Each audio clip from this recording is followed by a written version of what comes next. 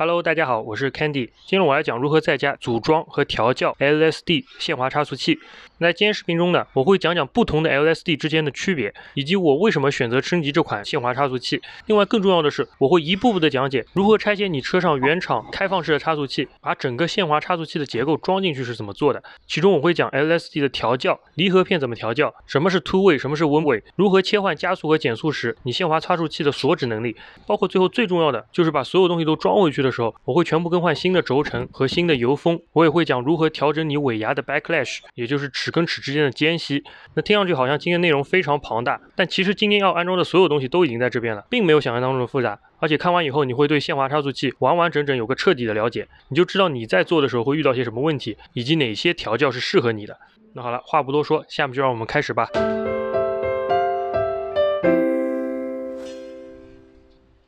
那我们先回到开头，我先把原厂的差速器给拆一下，这样可以去更好的理解它的一个结构。那我现在桌上这个差速器呢，不是我车上拆下来的，而是我又去买了个二手的回来。那这种东西呢，买二手的非常便宜，因为宝马都是用的同平台设计，这款差速器在好多车型上都是一样的，所以配件是非常丰富，而一般车上差速器也不太会坏，所以要买二手配件人也非常少。像这样一个差速器，你可能100刀左右澳元就可以买到一个公里数非常低、非常新的一个二手件。而如果你去 4S 店直接订新的，这一个东西要1500、1600，价钱直接差了10几倍。那我为什么要买这一个呢？因为它这个里面齿比带的是不一样的，它里面用的齿比我原厂的要稍微高一点。这个差速器的尾牙是 3.73 的，我原厂车上那个是 3.21 的。那尾牙齿比越高呢，你车的加速能力就越强，但是会损失你的极速。但现在车都可以开到200多，平时在路上你也开不了这么快，都有限速。我下赛道也不敢开到那么快，所以牺牲一点极速对我来说完全没有影响。我让它齿比高点，可以增加我的加速性能。关于在澳洲如何购买二手的汽车配件，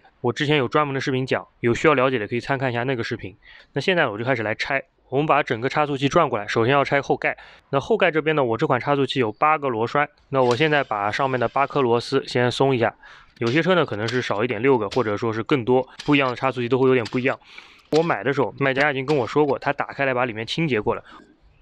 那这边可以看到，这是坐实了，卖家确实打开来过。因为一般来说呢，这个盖上面是会有密封的胶给粘在这上面的，你需要拿个螺丝刀给它撬一下才能给它撬下来的。但这个胶很明显已经被铲干净了，那说明卖家确实打开来清洁过，可能他需要做别的东西，后来改变主意了什么的。反正不管，这些都不是我们关心的。我们可以看一下这个表面，像我这个差速器呢，这一块是铝的盖，那这盖周围呢会有密封的胶，我们拆的时候呢需要把这些胶给清干净。那很显然他已经给我清好了，我就不用做这一步了。包括另外一侧铁壳上也是会有胶的，都要清理干净。像铁壳上的，你可以拿个小的刀片去给它刮一下，直接给它刮下来，像刮硅胶一样，很方便。然后铝壳上的，你最好不要拿刀片，因为铝壳非常软，这个东西有点像木头一样，刀片一刮呢，很容易给它刮出痕迹，那以后呢很容易漏。所以呢，我建议你最好拿个塑料的刮板去铲，不要拿刀片，或者呢拿刷满那种海绵去刷，也可以很容易把这个上面的胶给刷下来，而且不太会损伤它的表面。这也是我以前拆差速器时遇到的经验。那我先把盖放到一边。由于卖家已经清理过这个差速器里面了，所以呢我这边基本上里面没什么油了。那如果你的差速器刚从车上拆下来呢，里面是会有差速器油的，你要先把油放掉，你拆的时候下面要接个盘，这样不会漏得一塌糊涂。然后呢再把这里擦干净就行了，不要用水冲啊，因为油不是水溶的，冲也冲不掉的，而且呢会让里面东西生锈，这里面都是生铁的，所以千万不要碰水，有油就拿个布擦干就行了。那好，把盖打开以后呢，我们先快速看一下普通差速器的工作原理。那很显然你的传动轴传过来会转动这边这个盘，转动的同时呢，这里面会有齿轮带动这个齿轮，然后转动你整个后轴，这边是右后轮，那边是左后轮。那这样转的同时呢，你的车就会往前走。那所谓里面的齿比呢，比如我这边 3.73， 就是这边转 3.73 圈，而你的后轮是转1圈，就是这样子看的。那力传过来以后呢，正常走直线时候，两边轮子受到阻力是差不多大的，这个时候它就会同时向前转，像这个样子。但你在过弯的时候呢，一侧轮会转的比较慢，一侧轮会转的比较快，有点像这边在转，这边转的很慢，就形成这样子的一个运动的方式。那其实呢，也就是它里面的齿就可以做一个差速运动，它左右是可以动的。差速器就是这么一个原理，很简单。但是一旦你过弯太急，比如说你过弯的时候内侧轮打滑了，那外侧轮也会收不到力，因为那边阻力很大，这边阻力很小，所有动力都会浪费在这个轮上。或者你在雨天打滑的时候，有一个轮失去动力了，那传动轴过来的所有动力呢，都会转到你那个打滑的轮子上。那这也没有办法，因为在大多数情况下，车是考虑在干地上驾驶，轮胎抓得住地的情况，打滑是难得遇见的事情，所以不会为了打滑一点因素牺牲掉车子的转弯能力，所以差速器在车上是必不可少的。这套最普通的差速器装置性价比是最高的。但是呢，如果你需要点性能，比如说你出弯加速的时候，你不想把发动机的动力都损失在你打滑那个轮上，这个时候呢，你装一个 LSD 就可以把两边给锁上，这样两边动力是同时往前转的。那也就是说，不管你哪个轮能受到抓地力，发动机的动力都能100%的传到地上。而你在过弯的时候呢，它的结构可以自动松开一点，这样呢，轮胎也不会别着影响你过弯。那这次我安装 LSD 就是这么一个目的。那我这次买的呢是这个叫 M Factory 这个牌子的 LSD， 这个牌子呢性价比也比较高，口碑也比较好，所以呢我就买了它这款。那我先把它拿出来。那可以看到这个部分呢，就替代了原厂中间的这一部分，它里面呢就有一个限滑机制，当你在加速的时候，它就可以把左右轮锁起来，而你在过弯的时候，左右轮又可以有一点点活动的范围。简单来说就是这样子一个原理。那现在呢，我快速来说一下常见的 LSD 分哪几种，我这边又是哪种，我为什么要选购这种。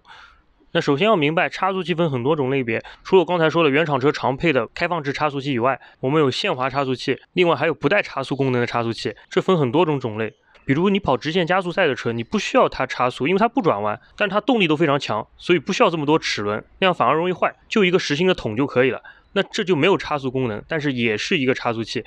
而另外还有带限位卡扣式那种1吨差速器，我卡车上就是用的这种，那种呢也是不带差速功能的，只是说它感应到你要转弯的时候，它会扭开，它会一格格跳齿，它里面是不带齿轮的，只有一格格牙齿而已，所以它不带差速结构，也不能算是一个差速器，但它却也是一个差速器。那些今天我们先不讨论，今天我只讨论限滑差速器。首先，限滑差速器里面必须要有齿轮，它还是要能达到差速的功能，这就排除了刚才说的那两种。另外呢，现在大部分人认知里面，限滑差速器一般分3种，一种是托森式的，一种所谓是电感应式的，最后还有像我这种多片离合式的。首先托森式的它里面纯是靠齿轮，其实跟传统的开放式差速器区别不是很大，只是因为它使用了涡感式的齿轮，使它能在一个轮空转的情况下也有一定脱困能力。但注意，托森式差速器为感应被动式的限滑结构，在轮胎有足够阻尼的情况下，和开放式的差速器表现行为是几乎一样的，所以驾驶者完全无法主动控制差速器的锁止行为，使得驾驶者无法预判车辆下一步的动态。托森式差速器刚出的时候，因为是个比较新颖的设计，听上去非常高端，现在大家都明白咋回事了，基本上每家副厂做差速器的公司都在做这个，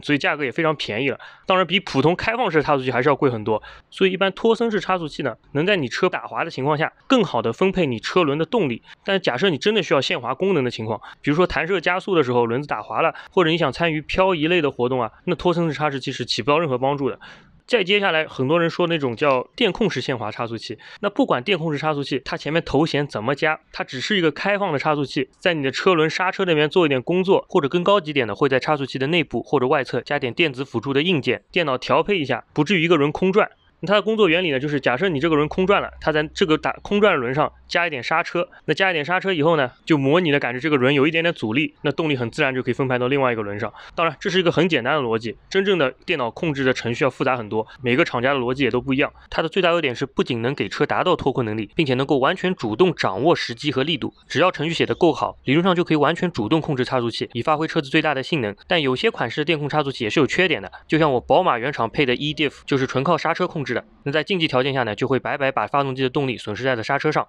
但是现在电控呢是一个趋势，因为它基本不需要增加什么成本，只需要配开放式差速器，再加点电脑程序，车就有一定脱困能力。甚至现在很多越野车真的需要脱困能力的车也开始用电控程序了。毕竟你就算买了越野车，99%的人是从来不越野的，真的越野人的1%的人里面，他们的99%的时间也是在公路上跑的，所以厂家也就慢慢放弃这种昂贵的机械式的限滑差速器或者机械式差速器锁等等这些东西，直接弄套电脑程序到你车里，几乎不要增加成本，但是也能满足大部分人的需求。那好了，最后就是我们传统的多片式离合的差速器了。那像这种限滑差速器呢，就是真正的有限滑的功能的，它不锁止的情况下，它可以正常的运作，它在两边锁死的情况下，又可以达到限滑的功能，而且驾驶者可以通过控制油门力度来控制锁止的时机和力度。当然，这种差速器里面还有很多不同的区别，我马上拆开来就和大家讲。取决于你设定不同，它可以偏向的性能不同，而且它是最兼顾于所有的情况的。但是你只要设定对了，你可以用来参加漂移比赛，可以用来跑直线，也可以在路上正常的驾驶。那唯一的短板就是可能会降低你的舒适性，因为它锁止的时候，你车身是有感觉的，车开起来就没有那么顺滑的感觉。那在拆开这个限滑差速器给大家看里面之前，我会先把原厂的差速器给拆一下，把我需要的配件先拿下来。宝马的差速器呢，都是先把两边的输出轴直接砸出来就可以了，里面有个弹簧片锁住的，没有螺丝需要拆。然后呢，就要把这个油封给拆出来，直接找个东西给它撬出来就可以了。那这个东西呢是一次性的，我们拆下来呢就变形了，很显然就要丢掉了。每次拆差速器，你都需要一套新的油封。那另一侧油封也是一样，先把它拆出来。继续拆之前有一步我刚才忘记说了，因为我前面做了，但是忘记录了，就是你要标记一下现在齿跟齿接触的位置在哪儿。具体的做法呢，就是你用一个颜料，像我这边就涂在这边，涂在一颗齿上，正反面都要涂。然后呢，你就转输入的传动轴，转了以后呢，让它印子印到别的齿上，你就可以看一下接触面在哪个位置。像我这边呢，可以看到下面这边没有漆的地方就是接触面，上面这颗也是。或者呢，你又到刚才划的这颗齿，你可以看到上面接触面在什么地方，把这个记下来，拍张照。待会儿我们装回去的时候呢，一定要装到一样的位置，这样呢，整个差速器呢就不会发出嗡嗡的响声。这个颜料什么颜料都可以，因为待会儿都要擦掉的。我用的是打印机墨水，因为这个颜色最鲜艳。然后我们接着拆。那这边呢，它是用一个卡扣固定的。一般的这种钳子呢，好像不够力，我怕再用力呢，这头就断了，因为这个特别的大，我插进去以后再这么用力，它基本上是纹丝不动。所以呢，我要想别的办法，这边就八仙过海，各显神通吧。那这边我用了2个钳子的方法把它拿出来了，这是一个可以尝试的方法之一。或者你用2个螺丝刀插在里面也可以试试，因为螺丝刀粗点不太容易断，然后再用个钳子去夹它。现在这个东西呢，上面拿支笔标记一下，这个是右边的，我写个 R。待会儿装回去的时候呢，尽量不要装错，本来在哪边就装哪边，要不然会改变它齿的位置。这个先放在一边。一回生二回熟，找到经验了以后，另一侧就很快了。那接着呢，要拆里面的轴承。那我这个宝马的差速器呢，正常情况下轴承就可以直接掉出来了，可能里面会有点灰尘什么，有点卡，稍微捅一下也就可以出来了。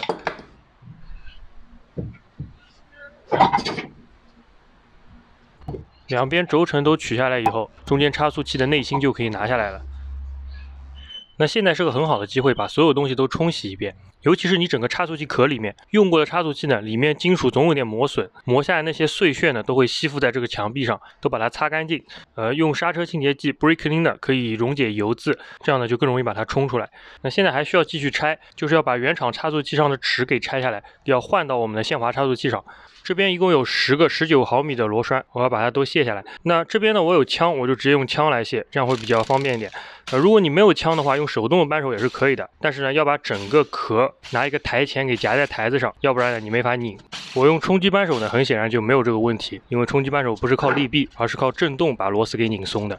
接着里面的齿应该就可以拿出来了，但是呢，里面肯定会有灰尘，我们直接用手是按不下来的。这里拿个锤子轻轻的拍打一下，靠震动把它震下来。这里别太用力的去砸它，别把齿给砸变形了。等齿掉下来以后呢，我们就可以把它拿出来了。那同样拆下来的东西都可以清洁一下，清洁干净了再装回去。那这个样子呢，我这边就把要拆的东西都全部拆完了。那现在这两者还有不同，主要是因为这边还有半个轴承没有拆下来。那原厂的轴承呢是这种球形的轴承，这个是套在这边，另外一侧也是对称的，然后整个东西是坐在这上面滚着。但球形的轴承有个最大的缺点，就是它每个滚珠的接触点只有一个点，这个样子呢对整个轴承的磨损就比较快，我不是很喜欢这样的设计，所以呢我给限滑差速器直接买了新的轴承。那这个轴承呢是这种滚筒型的，这个轴承是老款宝马上用的，就设计来讲这种肯定更耐用，而且呢尺寸是基本一样的，所以说呢肯定可以装上，我就买了新的给装在 LSD 上。那如果你没把旧的轴承拆坏呢，当然是可以重复利用的。要重复利用的话呢，我们需要把这整个圈给砸下来，就像刚才拆齿轮一样，靠震动一点把它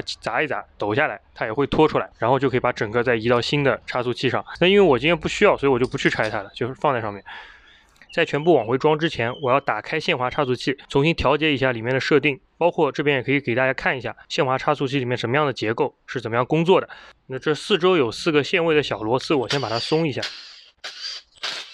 然后我们翻一遍，可以把盖子打开，那里面呢可以看到这就是它的离合片，这就是多片式限滑差速器名字的由来。那我把这些离合都拿出来。那我这款呢是10离合的差速器，也就是它一共有10个离合。另外呢，它就是这个角度可以调。那各是什么意思呢？我一个个来说。那我就先拿一侧的来解说。最外面这个光圈，这个没关系，这个是一个类似于弹簧片或者说垫片的东西，这个不用管它，它应该是在这儿的。那这里面离合片呢，可以看到有2种，一种是边上没有齿的，一种是边上有齿的。那边上有齿的这种呢，齿就会和外壳连在一起，和外壳之间是不能动的。而边上没齿的呢，里面就有齿，里面有齿呢就会和中心连在一起，所以它和中心是不能动的。那它们叠在一起的时候呢，只要没有阻力，它是可以自由转的。因为中间还有油嘛，它是会滑的，是会转的。但一旦有力把它们压紧压在一起了以后，它们中间阻力就非常大，那中心和外壳就连在一起了，它们就不能转了。那一旦这个情况发生了以后呢，就把两边轮子给锁死了，就起到了一个限滑的功能。那这里面有些什么可以调的呢？像离合器的顺序，就是你可以调的一个点。如果你想要它锁得更紧，那我们就一片外一片内，一片外一片内隔着放。那这样呢，可以最大的增加它的接触面，它就最容易锁死，或者说锁死的力度是最大的。想要力度最小呢，我们就把一样的都叠在一起。所谓10离合呢，我们把5张里面有齿的放在一起，5张外面有齿的放在一起，这个样子呢，中间只有一个面是有限滑功能的，所以呢，这个力就非常小，跟全部叠着放呢，就等于差了几乎10倍的力。那具体要装多少呢？这个取决于你车的动力，还有你需要干什么。如果你要漂移的话，你肯定锁得越紧越好。那如果你想在路上开，只是稍微有一点点锁紧力，那你就可以放得少一点。另外呢，也有个人的喜好，有些人说我就在路上开，但是我就要最强的锁紧力，我喜欢跟人家标直线，我轮子不允许打滑，那也可以，对吧？那就是损失你平时开的舒适性。具体怎么放随便你。像这个他给我的时候，他放的是2片朝外，2片朝内。一片朝外，一片朝内，一片朝外，一片朝内，所以呢，它其实就只有一层，它是没有重叠放的，它的锁紧率是非常高的，这个应该是60%或者80%吧，这个是非常高的，我是用不着这么多的，我要把它换一下的，要不然的话，这路上几乎没法开。那好，这个先放在一边，当然另外一侧也是对称的，我就不说了。那它中心的部分是怎么回事呢？还有什么可以调的呢？它中心的部分呢，像我这款中间是有弹簧的，那它的意思呢，就是说你正常没有急加速或者什么的时候呢，它这边已经有弹簧给你顶着，它稍微有一点点预警，就离合会稍微有一点点力在上面。当然这个弹簧不装也没有关系啊，这个限滑差速器照样也是可以用的，甚至它还给我多一套弹簧，就是说你要装2倍的弹簧也是可以的，看中间还有很多槽。那预警越多呢，你不想它锁紧的时候，它也会锁紧。那预警越少呢，就是你不想它锁紧的时候，它就不锁。主要是这么一个区别，这也是一个可以调整的地方。最后，像我这个差速器，因为是功能最全的，还可以调这个叫 ramp angle。什么意思呢？就是说现在装的这个是两边对称的，那这就意味着车在加速的时候，它会撞在前面，把这整个顶开。顶到外面离合器就会压紧。你在减速的时候，它会往另外一个方向转，它也会顶开。那像这种设定呢，不管你脚松不松油门，基本上动态是线性的。那另外还有一种呢，就是这种一边比较陡，一边比较平缓的。那这个呢，一般是尖的这头放在加速的方向，平缓的一头放在减速的方向。这个什么用呢？就是说，比如说你不需要这么激烈的，你只需要加速的时候有一点点锁止能力，减速的时候你不想要太大的锁止能力，你就可以用这种。那比如说什么情况呢？你需要下赛道，你要做最好的成绩，你加速的时候希望它锁到最大的力，但减速的时候呢，你不想要整个车推头，因为两个人锁死了以后，你整个车容易转向不足嘛，直着往前走，或者说两个轮一起打滑了，容易转向过度，就不好控制。但你也不希望有一个轮打滑，一个轮不滑，那打滑那个轮就浪费了嘛。所以呢，这边角度就稍微小一点，让你有一点点的阻力，但是呢又不是那么大，是这么一个用处。那这个叫 1.5 位，这个叫做2位，就是2个方向的，这等于是 1.5 个方向的。还有一种1位的，就是后面是完全是个平的，就是减速的时候是完全没有锁止能力的，也是有一种。一般用的情况不一样，每个人喜好也不一样，你买的时候呢就要选用不一样的。最后呢，就是我中间这根柱也是有区别的。可以看到这边是圆一点尖一点，这边是平一点，那很显然尖一点的力就更容易把这个顶开来，平一点的就没有那么容易顶开来。在这边影响不大，主要是用在这边，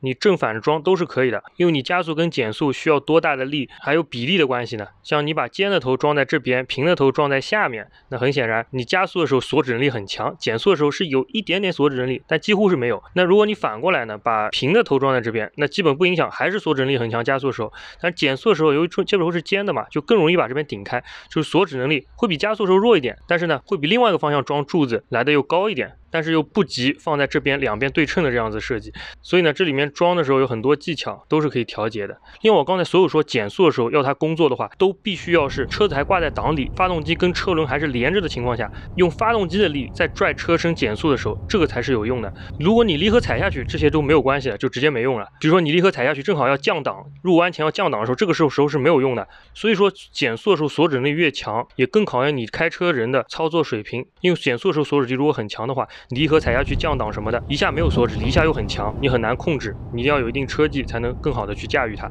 那好了，接下来呢，我就把它调整成我想要的状态，然后我就可以给它装回去了。那我这边呢，很显然我是不信任我的车技的，所以呢，我不会装 2 位的，我会装 1.5 位的。所以首先我第一步呢，把中间这个轴给转到这个两边不对称的这个角度上，而且不只是这样，我还要给它翻一面。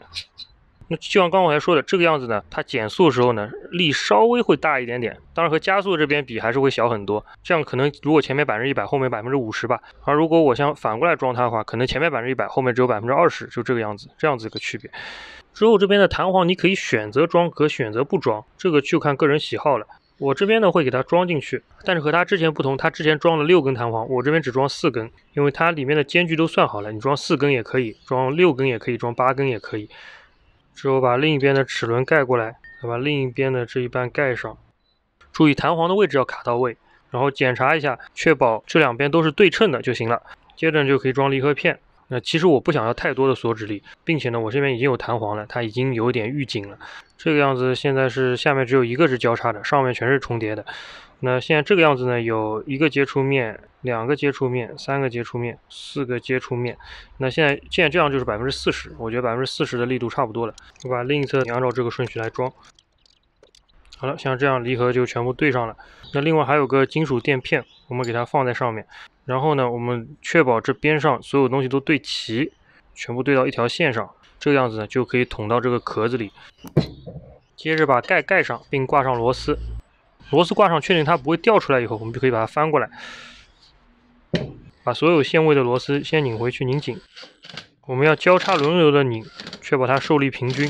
这几个定位的螺丝装到位以后，边上这边应该是没有缝的，那才说明完全装到位了。如果中间有缝的，就说明里面离合片什么你没放好。可能出现几个情况呢，一个就是边上这个铁的垫片没有聚中，它卡在边上了。另外一边也是一样的，也有这个铁片，或者呢是里面离合片根本就没放到卡槽里，最外面一块呢是卡在边上，也会让这边装不到底。那全部装到底，现在应该是完全平的，一点缝都没有。这几个螺丝呢之后是不受力的，所以说没关系，扭矩什么各方面也没太大讲究。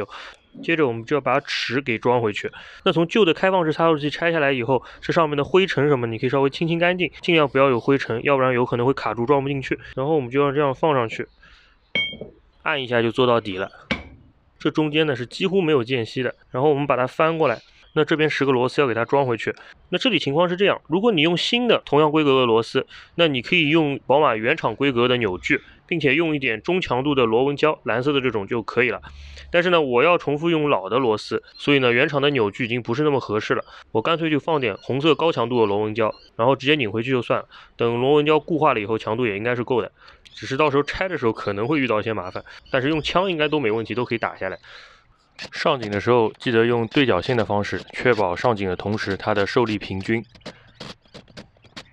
然后我说过我要装新的轴承嘛，那我就把它这个部分给它套上去。那这边装呢有几种方式，你可以想办法给它压进去。但是呢，我这边要稍微偷懒一点，由于现在是冬天嘛，而且我又在室外，这边呢是非常凉的，我就拿热风箱把轴承的内芯给吹热，这样它会胀大一点，那下去就很顺了。如果你是夏天的话，你可以尝试把整个差速器中心放到冰箱里放个几个小时，让它缩小，那也是个方法。我们就一次机会啊，确保上面没有灰尘什么的，然后把它放上去，找个差不多大小的桶压在圈的内侧，不要碰到外侧，这样就装到位了。那一会儿它会冷却，然后呢，它的大小应该就恢复到正常状态了。一定要给它装到底啊，千万不要留缝，要不然你这个差速器的位置就不对，这里很重要，不要怠慢。那接着我们给它翻过来，反面还要装啊。这边注意一点啊，刚才这一面的这个轴承的另外一半一定要放在这一边，这一面这一半一定要放在这一边，不要搞混了，因为它生产的时候肯定里面有多少有点误差的。如果放混了以后呢，到时候滚起来可能会有噪音，你在车上就听着特别难受。这一面也是同样的方法伺候，轴承这另一半呢，跟刚才拆的时候看到是一样，这个直接装在差速器壳上的，所以呢，我们一会儿装。在装回去之前，最后再看一下旧的开放式差速器和新的限滑差速器，我们看一下它这个面的高度和新的一不一样。如果哪里不对呢，你可以暂停检查一下哪里出问题，检查一下装的方式、方向都没有问题，然后我们就可以把整个限滑差速器给装到壳子里去了。整个差速器放进去以后，就可以把两边轴承的另一半给塞回去。然后我们需要把这个卡扣给卡回去。那拆的时候我就说过，左右一定要标记好了。像这个上面写的是 3.90， 这是它的厚度啊。我另一个上面写的是 3.62， 看到吗？它们是不一样的。当然了，因为我的差速器中间换过了，如果这个尺寸不精确的话，这个还需要换。因为我这边还有一叠各种各样厚度的，这个都是可以用的。这些都是我买限滑差速器时候一起买的，因为一共就没几块钱的东西，你拆了总想一次装完嘛，不要发现不对了再去买就来不及了。我先试着把原厂的这个尺寸的装回去，看看它尺寸怎么样，合不合适。那这两边一边边来，那拆的时候这边贼惊悚，但装的时候相对就比较简单了，因为是往里面塞。一边装完了以后呢，我们翻过来装另外一面。两边都装完以后呢，我们先不要把油封给装回去，因为我们还要测一下齿轮的间距，也就是传动轴上的 pinning gear 和我们这边的 ring gear 中间的间隙。那我这里要用到的工具呢，叫做 dial indicator， 就是这个东西碰进去它会显示它里面的距离，只要一点点它就会动很多，所以它比较精确，比尺子要精确多了。它上面有吸铁石，所以我把它放在上面，吸在整个差速器的壳上就可以了。另外我刚才这边已经用螺丝刀把它输入轴全部给它锁死了，现在是完全转不了了，这样呢我们测起来比较精确。接着把这些手臂都转到合适的角度，让它的头正好碰到齿上，把齿往上推一推，确保中间间隙已经去除。那这样呢我们把刻度转到0，然后用手去转动整个 ring gear， 看看中间间隙有多少。我这边大概有10左右，那10这边代表的是 0.1毫米。那我这个齿也比较山寨，其实中间这个小圈是坏的，我们就看外面就行了。那每辆车呢要求的尺寸是不一样的，一般来说呢，大概到8到15之间都是可以的，你不能差太多。如果你差到20就不行，或者你特别紧，只有2到3呢肯定也不行，因为如果你太松的话呢，它里面间隙就太大了，你容易打齿。那如果你太紧的话呢，它里面会热胀冷缩嘛，它一热呢齿就完全卡死了，那会增加你的磨损，并且会让金属的温度升高很快，那这也不行。所以呢，尽量在8到15之间，一般都没什么问题。这种齿几块钱网上买一个，用一次也值得，因为这样测起来最直观，你用别的方法都没有那么简单。另外再检查一下齿接触面的位置，我还是用涂点颜料的方式给它弄，涂好转一下它的输入轴。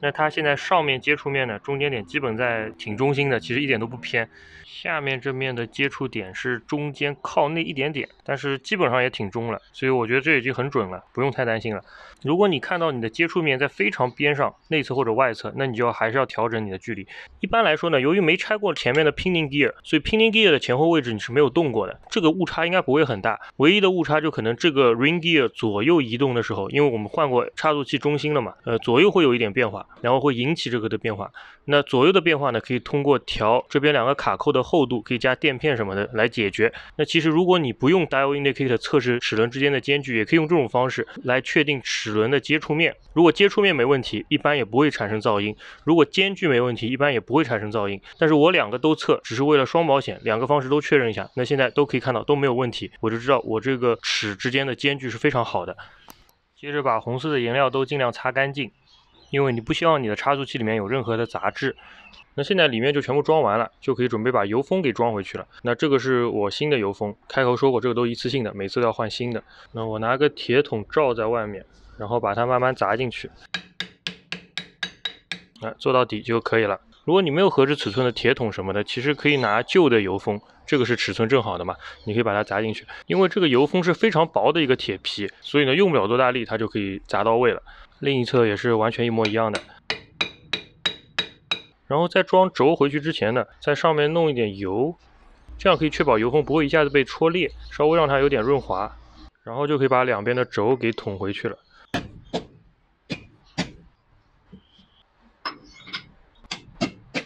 那这样两边轴也装上了，现在呢，整个差速器就算这么基本完工了。最后把盖子盖回去之前呢，用 brake cleaner 把整个接触面全部擦一遍，确保一点油渍都不要有。另外盖子这边也是全部擦一遍，确保它一点油渍、一点灰尘都没有。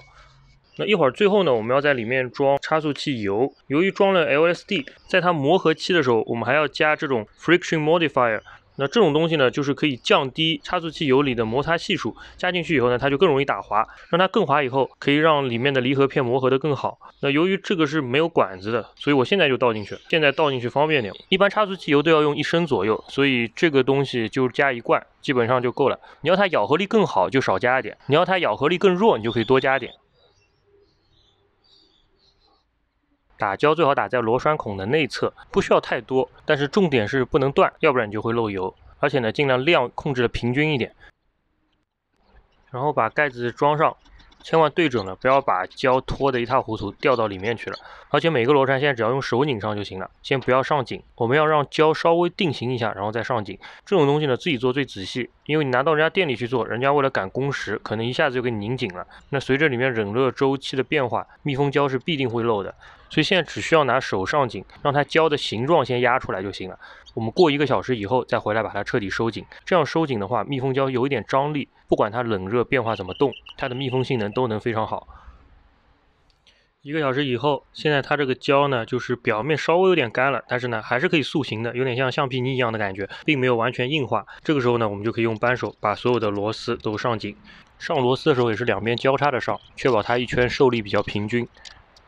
那这个样子，整个限滑差速器就完全装完了。那之后还要在它里面装上差速器油，差速器油不能用原厂规格的，一定要用限滑差速器可以用的，上面写着 Limited Slip Differential 的。那一般来说呢，这种油标号会高一点，原厂一般用 75W90 或者 85W90 之类的。那 LSD 一般都是 80W140 或者 85W140，就是数字会大很多，这个代表着它的粘度会比较高。因为 LSD 里面有很多金属跟金属摩擦的地方，所以一般 LSD 的油标号会高一点，别买错了。另外就是如果你刚才没有加 friction modifier 的话，你之后加差速器油的时候记得也要添加。就算你想要很高的锁止力度，你也等第一次磨合完，等你换差速器油的时候，你再少加一点。当然，如果你觉得锁止力太强，你也可以多加一点这个，加个1罐半，你再试试都是可以的。我们就不需要拆开来调离合片了，也是一种方法。那差速器油我现在先不加，我会等里面的螺纹胶都干了，包括外面这个壳上的这个密封胶都干了，然后我再去加油。这样呢，以后不太容易出现故障，也不太容易漏油。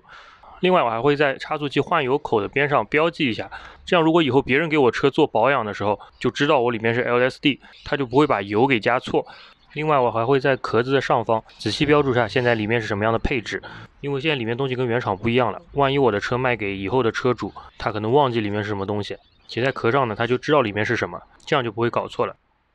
原厂的差速器中间也没坏，那我没有必要把它丢掉，可以用塑料袋给它套起来，放回 LSD 的盒中，这样不容易碰到水弄坏了。另外，我没用完的弹簧垫片等等别的 LSD 的配件也可以一起放回盒中，这样这些小东西也不容易弄丢。以后如果我还想换回来，我知道所有配件都在，我随时都可以换回来。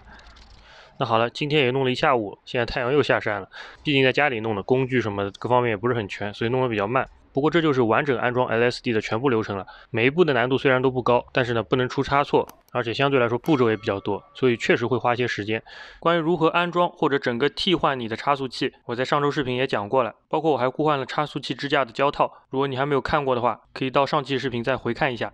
我买这个 LSD 得1600刀澳元，可以说是我车上最贵的一个配件了。这个也不算很好的牌子。那像这个价位的牌子还比较多的 ，Cusco 也是一个非常常用的牌子，不过日本车用的会比较多。如果你还想更好一点，还有 OS Giken 的那个牌子就更贵了，光配件可能就要得2500到3000澳元了。那当然像自己这么装一下呢，花了我1个下午的时间，也基本用不到什么特殊工具。基本都是最简单的工具就可以做，主要还是花时间。唯一要用到的就是这个 Dial Indicator， 就是测距离的这个。不过这个东西几块钱，也不能算是特殊工具，用一次也值得。如果你找人做这些活呢，可能就需要大几百到小1000澳元。那自己花1个下午的时间，就算再加上所有工具的钱，其实也要远远低于你让人家去装。更重要的是自己做不赶时间，可以比店里弄得更加仔细负责。那如果你觉得今天的视频有帮助的话，记得在下面帮我点赞支持一下。那好了，本期视频就到这边，谢谢关注，我们下期再见。